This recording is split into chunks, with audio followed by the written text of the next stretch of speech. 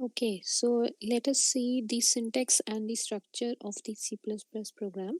So how do we actually code is, first of all, we have this first line that is include #include iostream.h. So the first line is also known as the inclusion of the header file. हम यहाँ पे header file का नाम लिखते हैं and followed by the int main.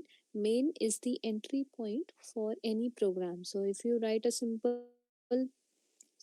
see out statement, or even if you write any particular computation, or if you want to add two numbers, all the programming concept, all the code that you want to perform in C++ is mentioned inside the main. So this is the entry point. Main is your entry point, and within this curly braces, this forms the body of this main function, and you write the code within this body. So header file is the file, or it just marks the beginning of the C and the C++ program.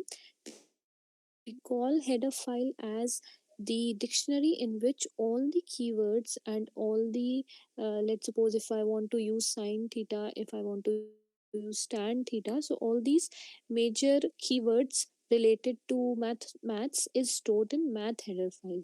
So similarly, if I want to use let's see this particular example. So in this example, if you see this cout statement, so the cout statement is a part of the input output stream. So this cout is a keyword which has a predefined function, and this predefined function is already present in iostream.h. So this is how each and every header file has specific keywords and has specific meanings of these keywords, and these keywords are therefore used with the inclusion of these header files. So you cannot, if suppose you forget to add this header file and you try to run this code, so what happens is the compiler will show the error that this cout statement or this cout keyword is not defined, and therefore you have to include the header file accordingly which keyword that you are using. Suppose I want to use sine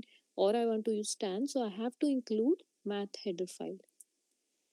Okay, so one more important thing in the syntax is, if you are writing int main, you have to end your program with return 0. So return 0 is the statement that marks the end of the program and marks the successful termination of the program.